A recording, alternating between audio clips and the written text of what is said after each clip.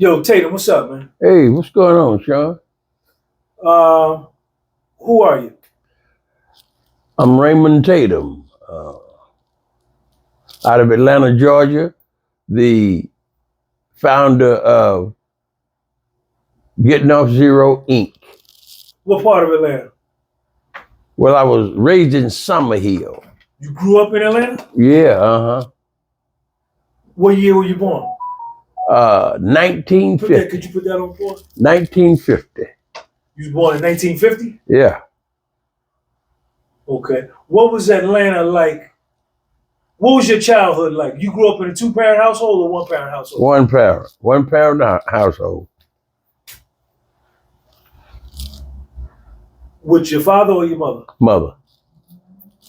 You was the only child? No, 6 of us. Boys and girls? Two girls and 4 boys. With one mother? Yeah. Talk about your mother. Oh, man, I look back in retrospect, man, and I guess everybody could say that about their mothers, but man, when I look at her story, I really feel bad because I wasn't the son I wish I could have been for that type of lady. You know, I watched my mother raise 6 children. 4 boys? Yeah, in a neighborhood that was like most neighborhoods in America, black neighborhoods, you know, with all the ups and downs that young men had trying to navigate life in the hood, you know, and you had to be somewhat stand-up kind of guy to come up through the neighborhood that I was raised in. What was it like growing up in Atlanta in the 50s? Born in 1950? I was born in 1950. How old are you now? 74. You're 74? Yeah. Okay. What was it like growing up in the 50s and 60s in Summerhill, in Atlanta? Oh, man. I mean, it was during Jim Crow. And really, I wasn't aware at that time that we were living in Jim Crow. I know. For the people that don't know Jim Crow, Tatum, what is Jim Crow? What was Jim Crow in Atlanta? Jim Crow was segregation. Okay. Segregation. I live right across. Stores and schools and everything? Yeah, across the board. Across the board in the South, in Atlanta. You say you lived across the street? I lived across the street from a stadium that whites could play in that stadium. And I lived right across the street from that stadium, and we couldn't go on the inside of that stadium. Is that Fulton County Stadium? No, there was Cheney Stadium. Right there at the corner of Emma Street and George Avenue. Okay. So you grew up, so it's the Jim Crow segregated South. We're in Atlanta, Georgia. It's definitely not the Atlanta of today. No, definitely. You know, I grew up in an era here in Atlanta where when I knew about public transportation, there was trolleys. Atlanta had trolleys at that time. That's the buses that ran off the wires. You had this contraption that went all the way up to the wires in the street. The trolleys ran off, and during that period,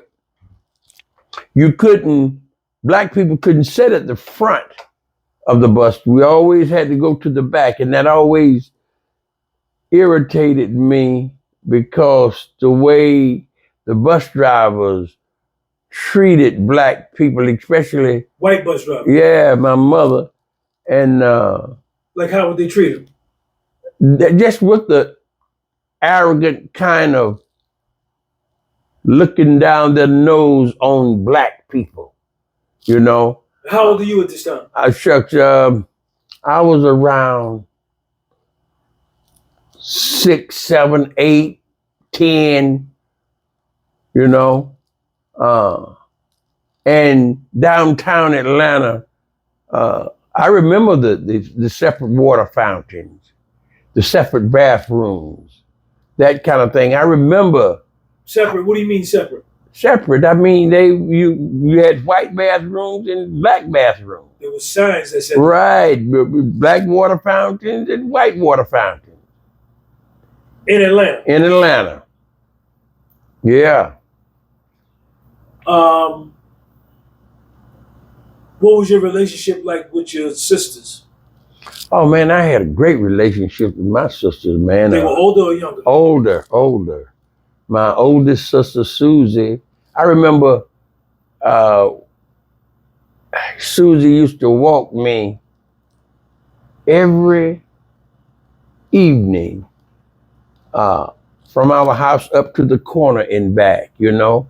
I think I might have been about 4 or 5 years old and that kind of thing. And she, my fondest memory of my oldest sister that I could feel she really cared about me and she liked me, you know. Oh man, I had some fond memories of my oldest sister. What about your other sister? But when she married, now that was my partner. Now she was the same way, you know. Oh man, I remember being in the nursery and me and Reginald, we was all in the Bethlehem nursery.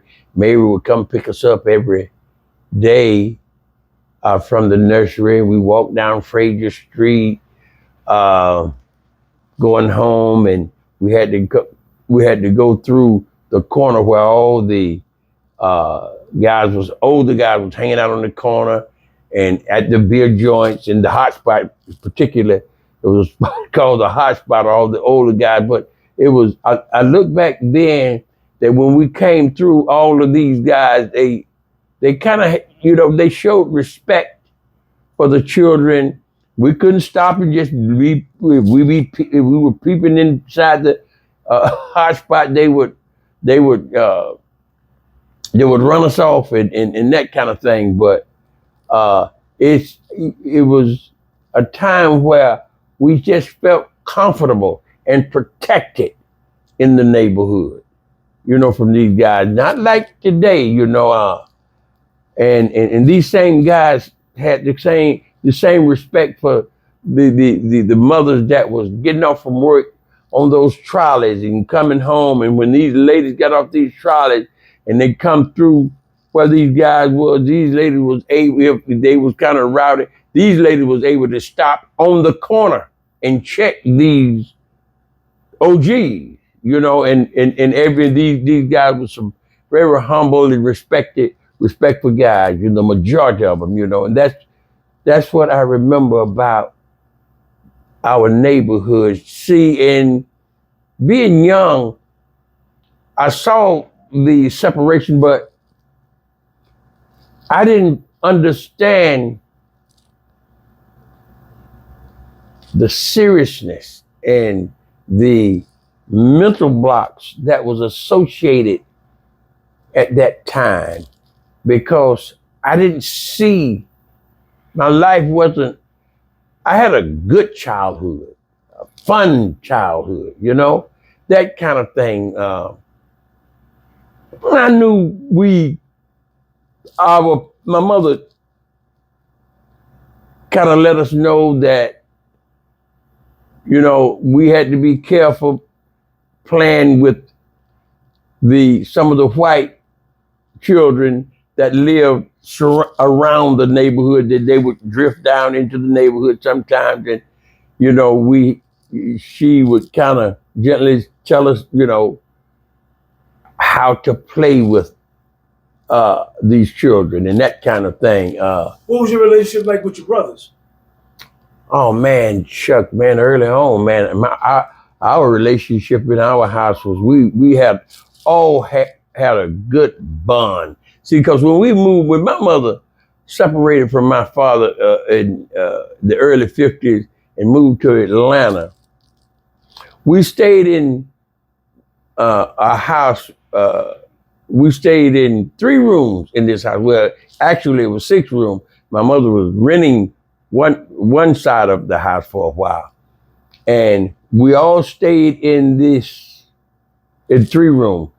All 6 of us slept in the same room. My mother slept in the living room, and we slept in the middle room and the kitchen. And then we had to go outside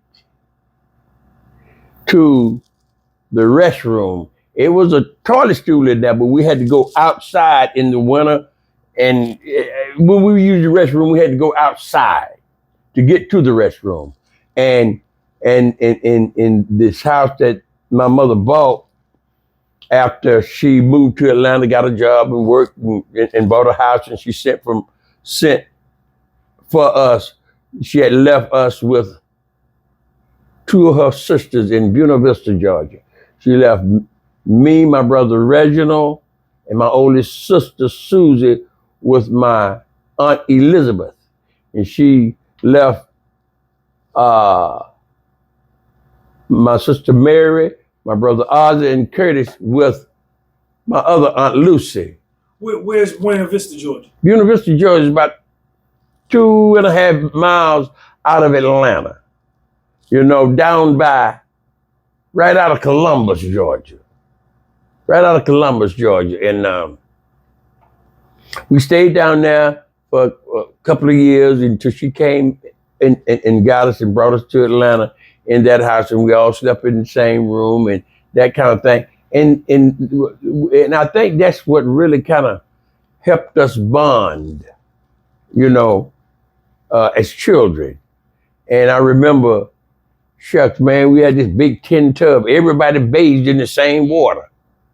And we had one heater in that room in the wintertime, and everybody was trying to get around the heater to kind of stay warm and that kind of thing. But there was a lot of love and humor in the family, you know.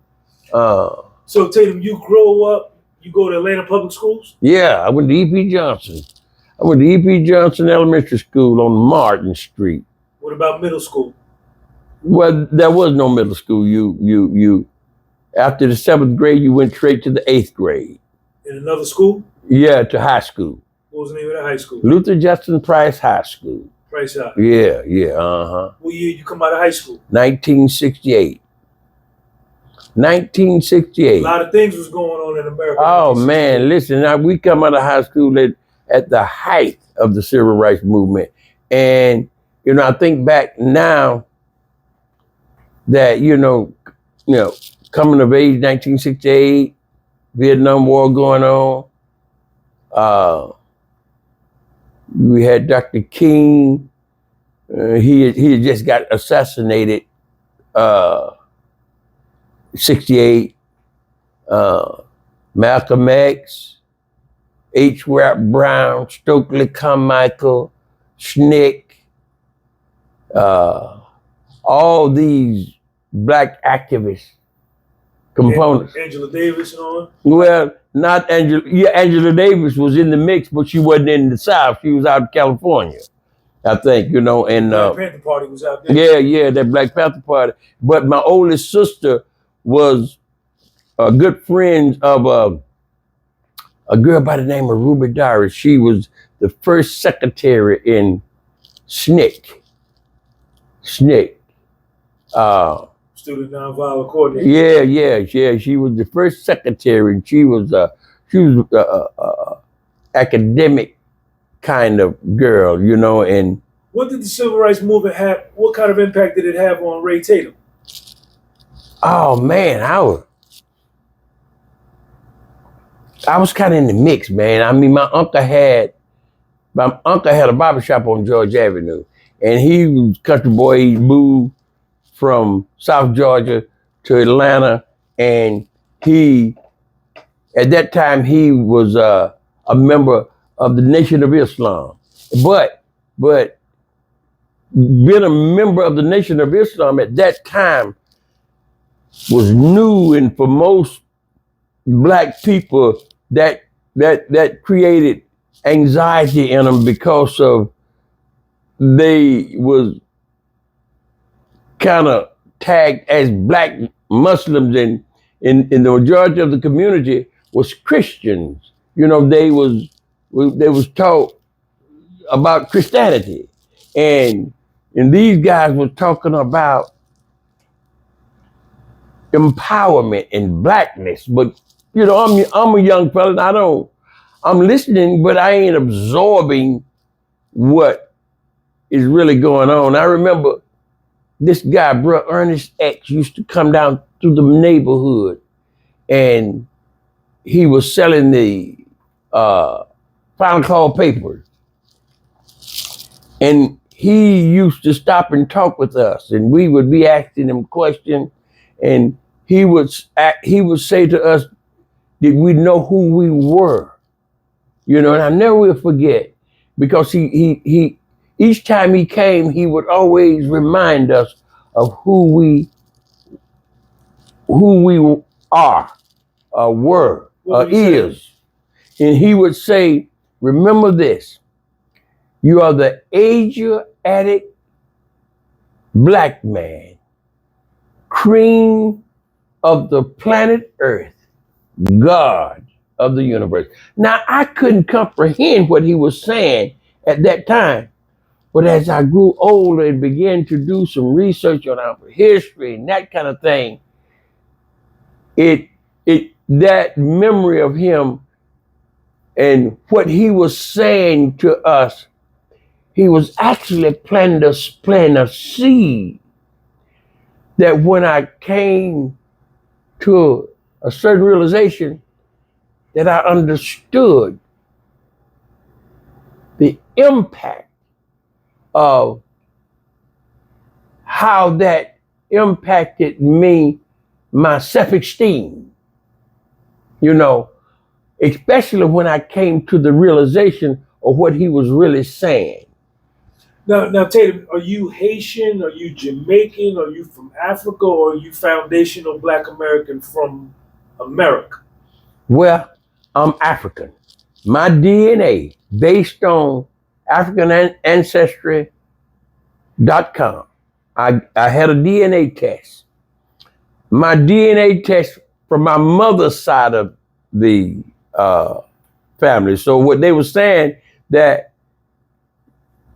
if you did the test from your mother's side of the family, your chances of getting back further from your mother than it was your father. So my DNA took me back to Cameroon, West Africa, and to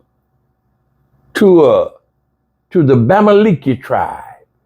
Then I carried that surface research a little further, and the Bamaliki tribe was migrated out of Egypt into West Africa. You know, so yeah, when you just to answer your question, I'm African. Okay. What do you do after high school? Shucks, man, I went in the Army. And you got drafted? No. Let me tell you how I went in the Army. See, now I wanted to go to the service, but I didn't want to go in the Army because at that time the Vietnam War going on, and the Vietnam War going on, and I finished school with this partner of mine, and he and Malcolm X and Muhammad Ali, them, all these guys was talking about, you know, black man didn't have no business, you know, going into Vietnam because it wasn't our fight and that kind of thing. And I understood that. But a partner of mine, we finished school together, that all through high school, he would always say to me, I wouldn't go in the Salvation Army. But me and him was pretty cool. And he had some problems with his grandfather. Well, in around July of August of 1968. And he called me one morning and said, come on, Raymond, we going in the Army. And out of really some ignorant loyalty, I said, let's go.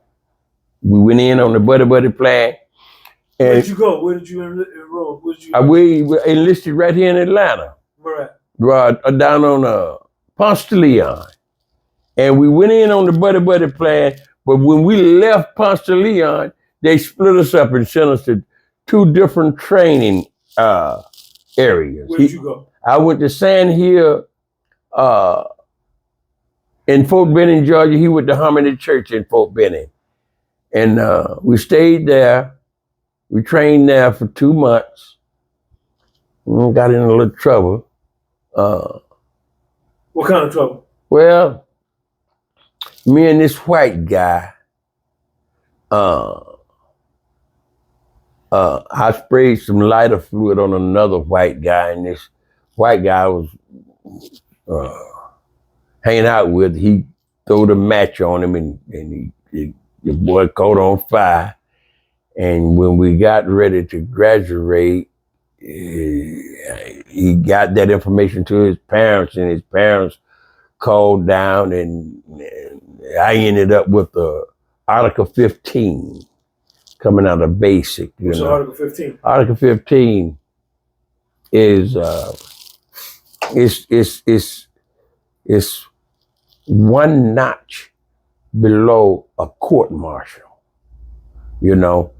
And what happened coming out of basic, you would automatically have 1 stripe coming out of basic.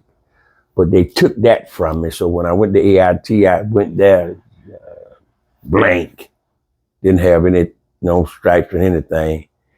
But when I got to AIT, I got in some more trouble with some white boys, and we had a run-in, and they charged me with the attempted murder case for hitting a white boy in his head with a entrenching tool for calling me a nigger. And fortunately, I slipped out under that. They gave me a battalion Article 15. Now I got 2. They take my strike.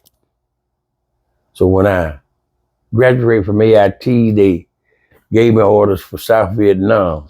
What's AIT stand for? Advanced Infantry Training. Okay. So then they designate you to go to Vietnam. Yeah, because I trained as an infantryman. And then I was kind of a rebellious kind of guy, because I started learning real fast after I was in the military that there was a lot of prejudice going on in that too, So, but I run across some decent white guys that was pretty cool from all different parts of the country. And I was introduced to a lot of black guys from all different parts of the country too. How old are you at this time? I was 17 when I went in. I turned 18. I went in August. I turned 18 September. So I was 18 then. And you got shipped to Vietnam. Yeah. At 18 years old. At 18, yeah, And yeah. So they flew you from Atlanta straight into Vietnam? They flew me from Atlanta to Oakland, California. And then we caught a flight from Oakland, California. We touched down in Alaska. Then we touched down again in Okinawa. Then our next stop was South Vietnam. We flew into Bien Hoa Air Base, Long Binh. What's going through your mind at this point? Oh man, a whole lot was going through my mind, especially on that plane trip over there. Just kind of wondering, would I make it back? I would think about that. I remember on that plane, most of young men on that plane, it would get a little noisy, and then it would get quiet, and And I know I was reflecting about would I make it back? You know, I didn't feel like I was going to die, but I was reflecting about was I going to make it back? And then you get a little noise again, and you can tell.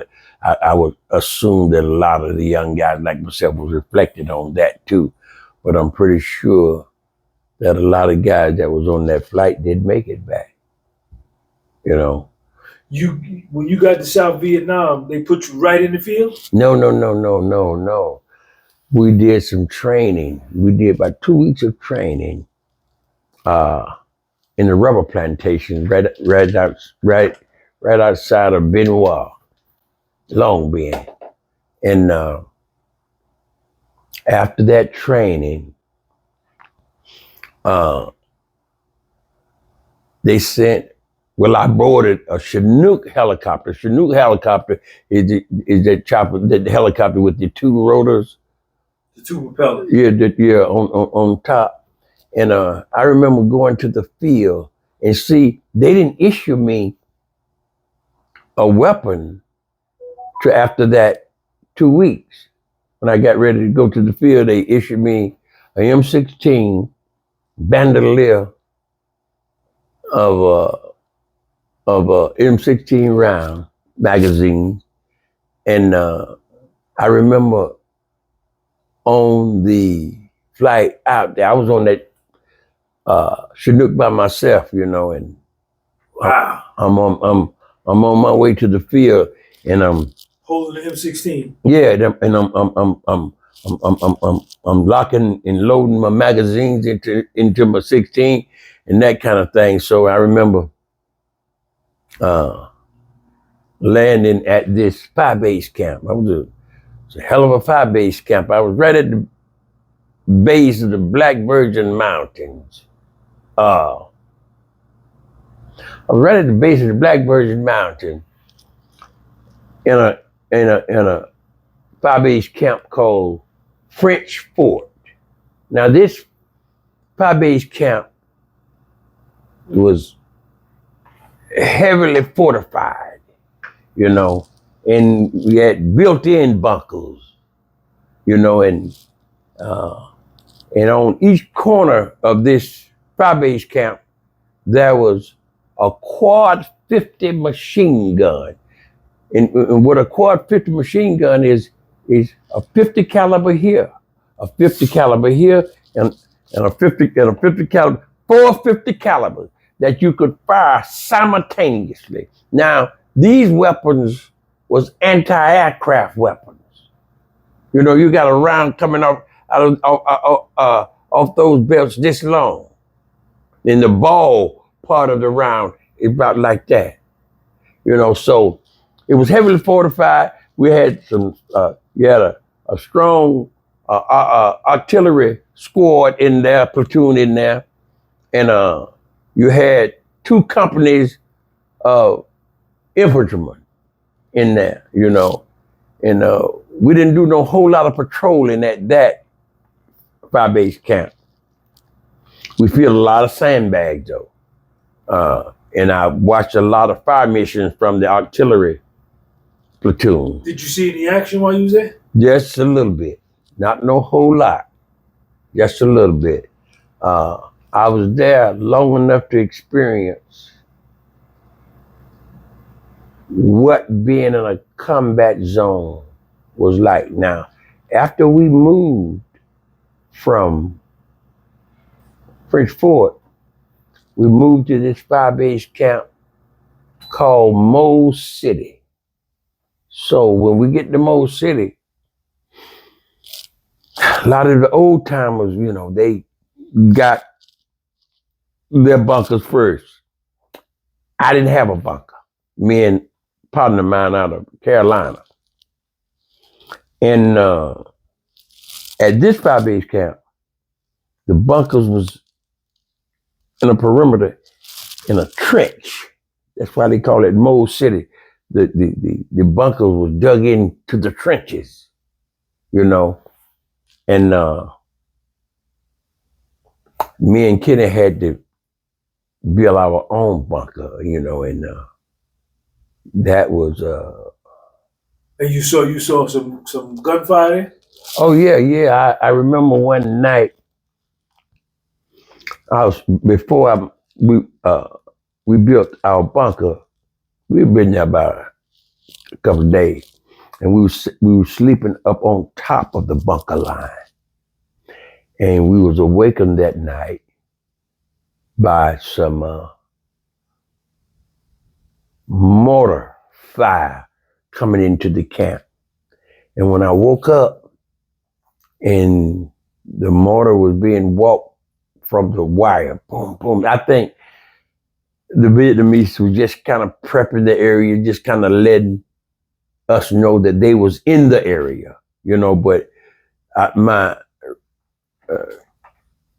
experience there, that I froze on that bunker line. I saw those, and the sound of these that mortar rounds coming in, the explosions was kind of, you know, it was loud, man, and I froze. And something told me, said, Ray, you can't stay here. And then I rolled over into the trenches, but that was about the gist of that. You know, we had about 4 or 5 rounds coming to the camp. And in that camp, that's when I experienced a lot of patrolling, a lot of eagle flights, ambush patrols, ALP sites. Let me explain what an ALP site is. When 2 men go out maybe about 100 meters outside of the perimeter to set up an ALP site,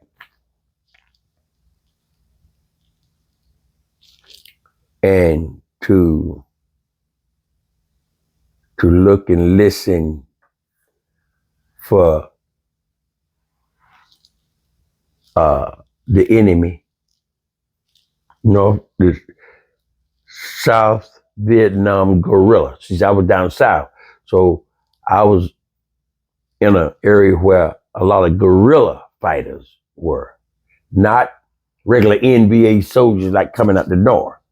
I was down there with mostly guerrillas, you know, so we would be there with the Prick 25, the radio, and we saw or heard anything, and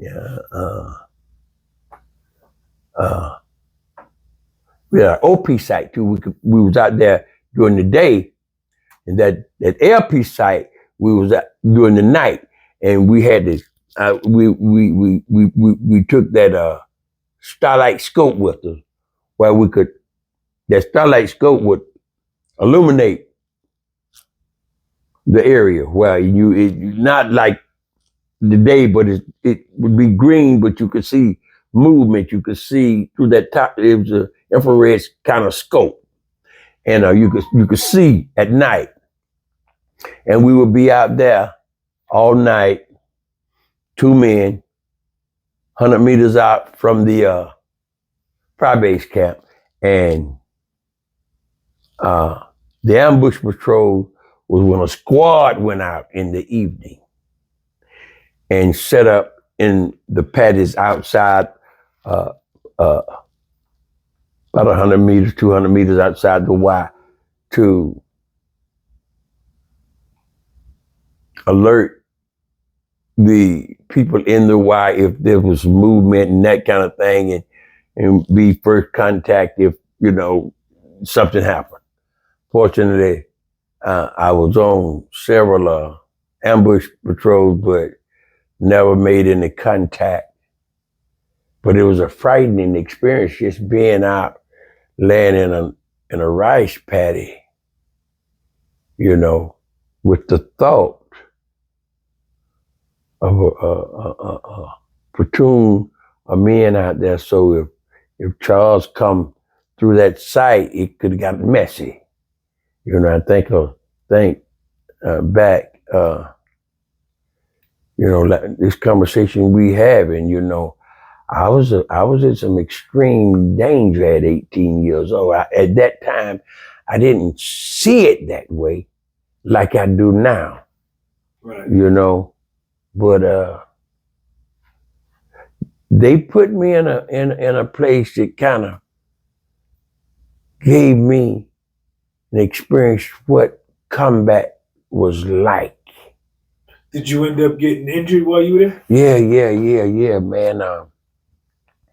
We was on patrol April the 9th, 1969, right outside of Mose City. Now, Mose City was a fire-base camp that was close to the Cambodian border. And at that time, U.S. troops couldn't go into Cambodia. But I patrolled up in those areas, and a lot of times, one incident happened that we was up around the border and we was prepping the area.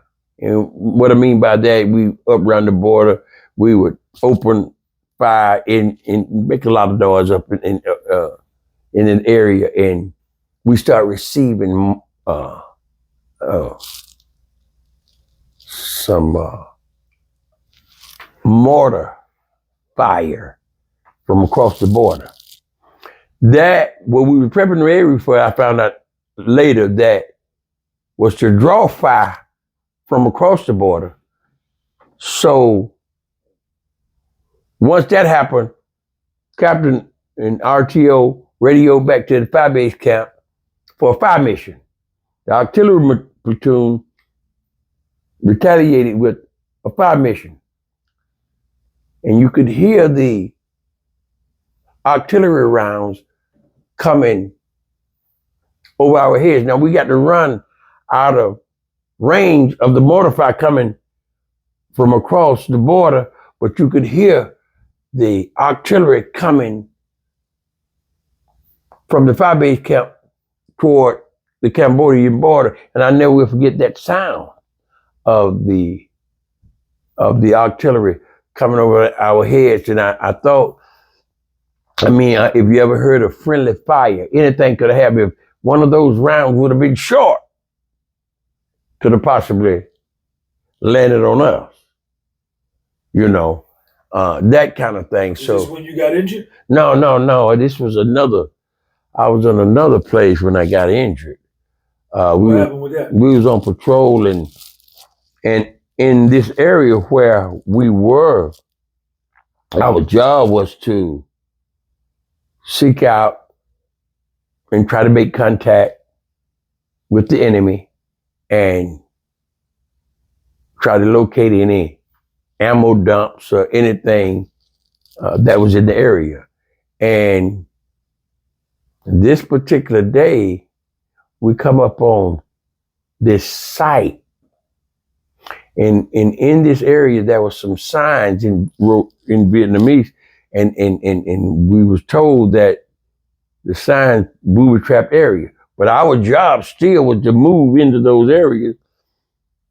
And what happened is this. And the Vietnamese, they didn't build their perimeters where they moved all the trees and stuff like we did and knocked all the trees around. So they built it right into the wood line, so you could walk straight into that perimeter and don't even know you in the perimeter. So that's where we found ourselves. And I knew that it was a booby-trapped area, so as we was moving through there, I was trying to move as cautious as I possibly could and watching where I was stepping and that kind of thing. And I thought it was pretty safe, so I took the same trail coming out of there. But in that process, I hit a landmine. What you mean you hit? I stepped on a landmine. What happened with that? In one second, my foot was there. The next second, loud explosion. it's on top of me, but I don't know what's done happened. It was just the injury was a clean injury, and after the explosion, I felt this awful pain. And when I looked down there and I finally hit the ground, I looked over and my right foot was intact. But when I looked over at my left, the whole front part of my boot was gone. You understand? And I remember every time my heart pumped, I could see strong squirts of blood coming out of Wow. the dismembered part of my limb. And fortunately, at that time I didn't know I was bleeding out. I was getting ready to die, man. But by the grace of God, man, this white guy, he was a medic. He in a booby trapped everybody. Everybody in the booby trapped area. But Doc came over there and said, I got your tape. He came over and tied a tourniquet above my knee, cut the circulation off. They radioed the rear for medevac. Two of my partners builds a litter to carry me out of the bush to the LZ to get on the chopper so he could carry me back to the major field hospital. And You're 19 years old. I was 18. 18. Yeah, I was 18 years old. And how long are you in the bush at this point? From the day you got there to the day I was 3 months. So within 3 months, you stepped on a landmine. 3 months. Yeah. January, February, March, April. January, February, March, April, yeah. 3 months and a few days. And they got you up out of there after you went to the hospital? Well, what happened is this, man, is Doc hit me with some morphine to try to ease the pain, but I don't know, I didn't feel it didn't ease the pain. So when I got on the chopper, brother asked me, he gave me another shot of the morphine. I didn't feel that. It didn't ease the pain. So, but when I got back to the rear, you know, I'm in the hands of some major surgeons now. And they asked me, one of those doctors asked me, said, Private, did you bring your foot with me? I thought that was kind of dumb, but I later on, I realized what he was asking me, because after I got to some of these major hospitals, I seen GIs where they had put some of these soldiers' foots and stuff back on. But then I think mine was blown to smithereens, so But anyway, the next morning, Sean, I remember I woke up, and when you lose a member of your body like that, it impacts your whole nervous system. And I woke up the next morning, I'm trembling and shaking, and evidently this nurse had seen these kind of combat wounds. She knew she knew what to do. So when the pain woke me up, because they had gave me some anesthesia when I came in the following day. Woke up the next morning, I'm in some serious pain. So, but she asked me the question, she said, Private, are you in any pain? I said, yeah. And she had this syringe already loaded. And she hit me with this Demerol. And that Demerol, man, took away all the pain. And later I found out not only it took away the physical pain, it took away the psychological pain. And the way that Demerol made me feel, I fell in love with that drug that day. And in the process of being medevac back to the States, they had a lot of pain-killing drugs in the hospital, just kind of circulating. It was just plentiful. Everybody had cups full of Red Devils and Yellow Jack, these painkillers. And each time you went to surgery, they would give you, I would get this Demerol to kind of calm my nerve before I went into surgery. And I got to a point that I expected that the euphoria that went with that drug. Demerol. Yeah, with the Demerol.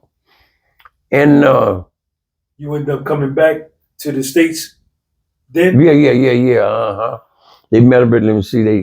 I come out of Taney Inn, from Mo City to Taney Inn to Townsend to Japan.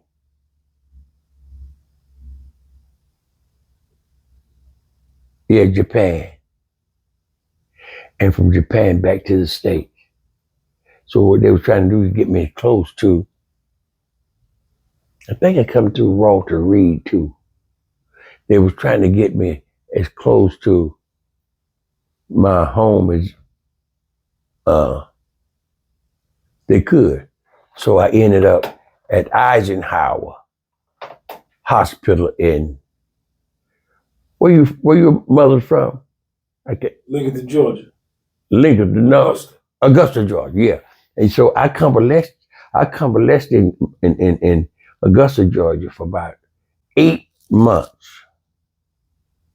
What was it like coming back to the States injured at the age of 18? Oh man, the psychological aspect was it for me. It is what I had to deal with, young now. I'm a foot off, I'm wearing a prosthesis. I'm feeling embarrassed and shame about my body, and I'm running from that, and that Demerol, that drug, kind of, I could escape that with this drug, and after I was released, discharged from the hospital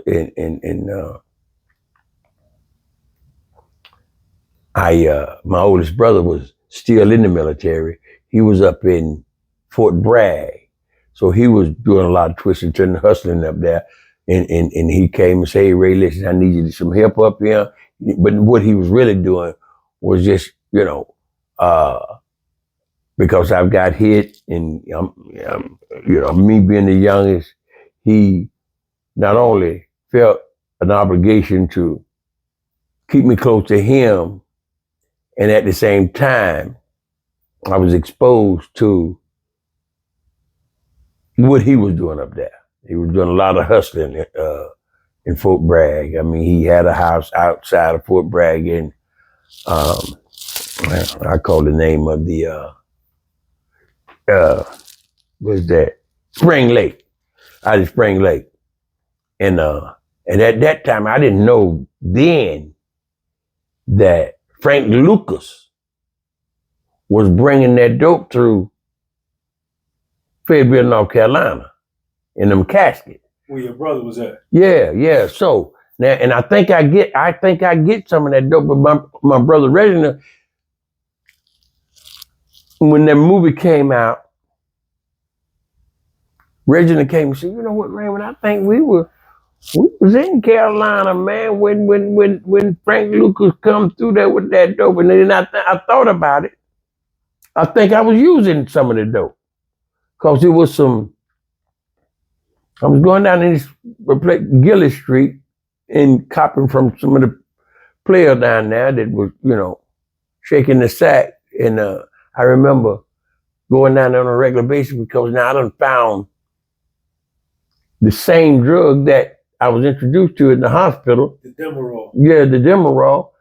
Now I'm in the street and I'm in a spot where we hustling, we get money. So I was able to purchase this drug, you know,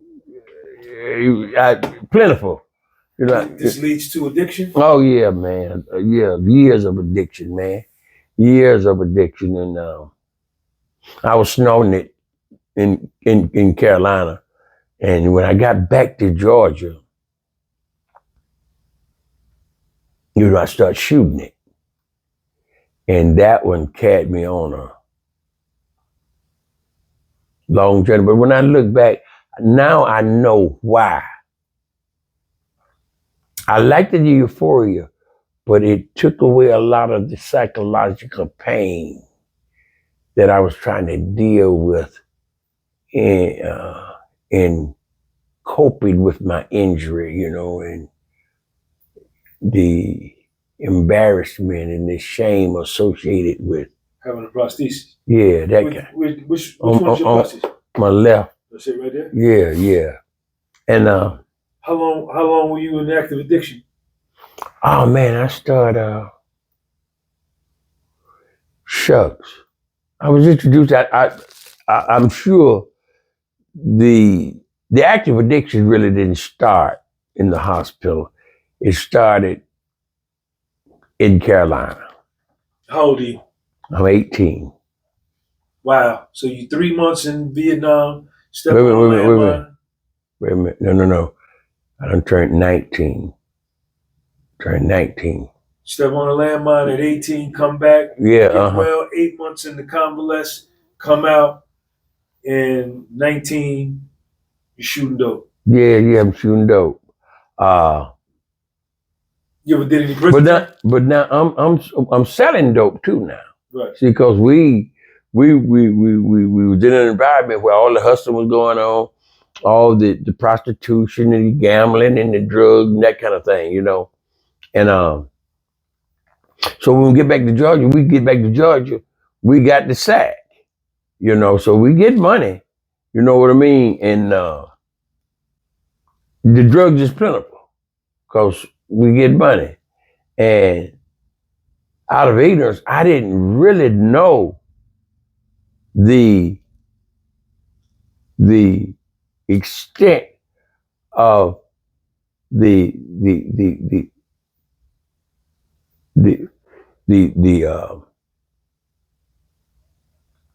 potency of the drug. I'm looking for the right word to say. Purity, quality. Yeah. That could serve as what I'm looking for. Yeah, but anyway, that I wasn't aware of how addictive heroin was till I started experiencing withdrawal symptoms. When you didn't have it. Yeah, and later I found out that I'm dealing with one of the most highly addictive substances on the planet Earth, man. Then, not only, and I didn't know this at that time, I'm smoking cigarettes and I'm drinking alcohol. Now I'm dealing with three of the most highly addictive substances on the planet. I don't know, you have to experience alcoholism, drug addiction, and nicotine, boy. Those things there, man, I was trapped. For how many years? Oh man, I started using in the early 70s. In the early 70s. When did you stop? Shucks. Off and on, I would try to stop between 72, 73, and 1991. 1991 was it. That's when I really had a desire to stop. And you stopped? Well, not right off the bat. I I tried to figure out a way I could do it successfully. You know, I backed up off the heroin and I started using the cocaine and the alcohol and trying to do it moderately, but none of that worked for me. Was there any prison time in between? Yeah. I went to prison in 1986. How much time did you do? I did 33 months. For what? Manslaughter. What happened with that? Oh man, that's a long story, and I mean that one is kind of painful. You know. Somebody lost their life. Yeah, Yeah. I mean that was looking back, it just was. It's an accident, but it was senseless. It was avoidable. You know, but I think I was acting out of some anger and rage. Did I think a lot of that might have stemmed from some of the it might have been, you know, not to make no excuses, some symptoms of post-traumatic stress disorder. Right. You know, that kind of thing, you know. So, but Tatum, you don't drink, you don't get high now. No. You're an entrepreneur? Yeah, I am. I like I said earlier, I'm the founder of operation called Getting Off Zero, and it was founded in the same neighborhood that I was raised in, and that's a long story on how that came about. But is that your shirt you got on? Yeah, Getting Off Zero. What does that mean? Well, Getting Off Zero is it's an African American expression. It is generally understood as pulling oneself up by the bootstraps. Getting off zero is the starting point of one's goals, aspirations, and dreams, whether they be mental, spiritual, physical, intellectual, economic, political, or social. Now, the dialogue is longer than that, but I can't bring to memory the whole dialogue, but because I mostly use that part of it. So it's about self-help. Yeah. Fact is, you wrote yourself The digest. the digest. Yeah. You added to that digest. How long you been clean now? On this go round, I've been in the recovery community of 30 plus years, but I hung around when I first came in, I hung around about 3 years, and I started back using. And what I was using was this concoction, this Asian concoction that was going around in the recovery community called Jehoozy. It's an Asian kind of concoction, like ginseng, but it had an alcohol base. And I drank that for a while, and I started small, half a cup of it, and after drinking, and now I wasn't drinking it every day because I was active in doing a lot of vending and developing Getting Off Zero. And about 7 years later, I was riding around with about 4 bottles of the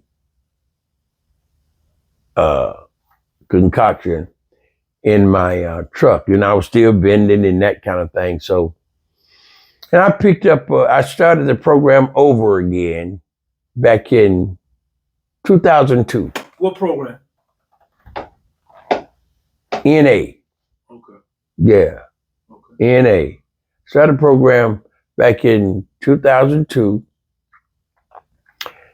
And the first of, the top of this year, February the 18th, I came up on 23 years clean on this go round. Yeah. That's awesome. Yeah, you know. Tatum, what would you change anything about your life?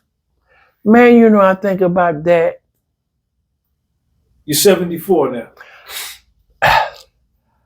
I do think, yeah, I would, I think, be honest, I would do things different. I believe, I would like to think, but the experience life has given me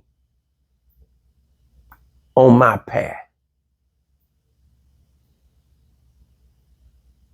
I don't know whether I would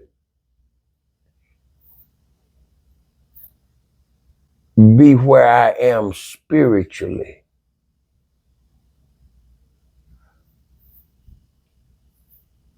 And when I say that, this journey has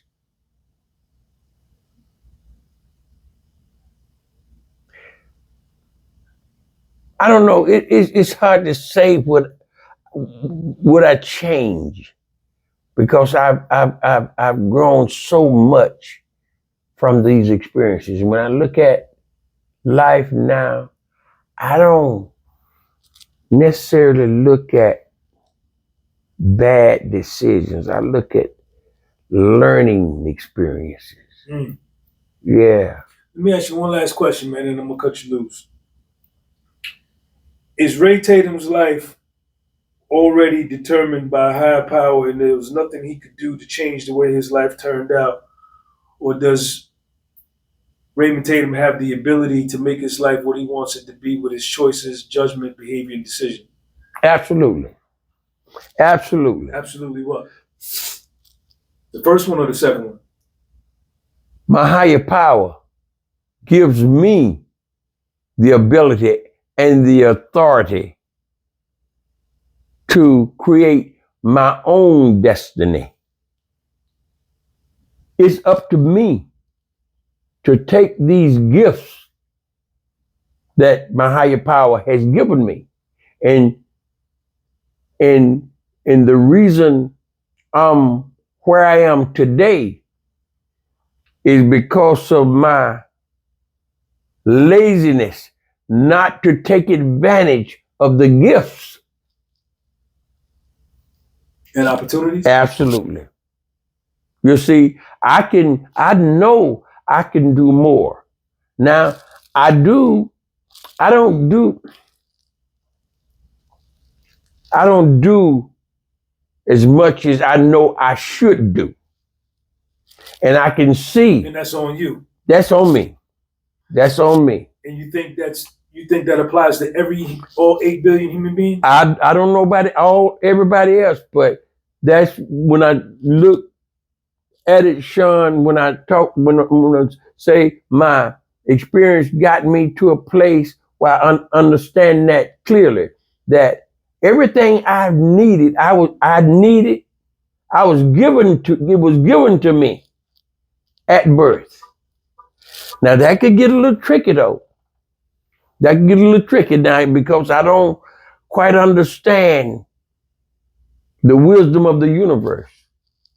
But I do have this inspiration that, Raymond, you got to get up with this life that you have, that you've been given, and you got to make it what you want it to be. I got that power.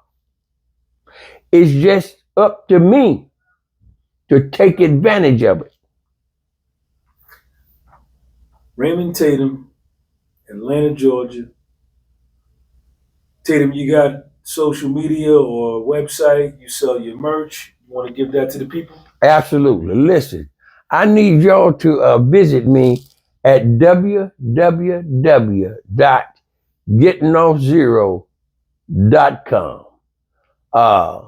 I have some inspirational kind of apparel on the site. And I'm currently trying to build a team of entrepreneurs to come together, with the BB&C Business Association to talk about how to redirect this $1 trillion+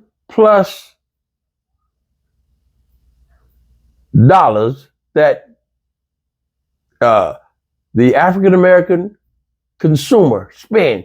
I want to work with some people to start brainstorming and dialoguing on how to redirect some parts of that money back toward us and the community. All right. What about social media? Yeah, social media, Instagram, that's getting off 01, and in TikTok is GOZATL, and Facebook is Raymond Tatum Sr. That's those. All right, y'all. All those links are underneath this video. Yo, Tatum, man, I've heard your story before. Thanks for coming through and being on my podcast, man. I appreciate you. All righty. Thank you for the interview, Sean. All right. Y'all make sure y'all go follow my man and check out his merch, buy some of his stuff, support him. Tatum, peace out, man. All righty.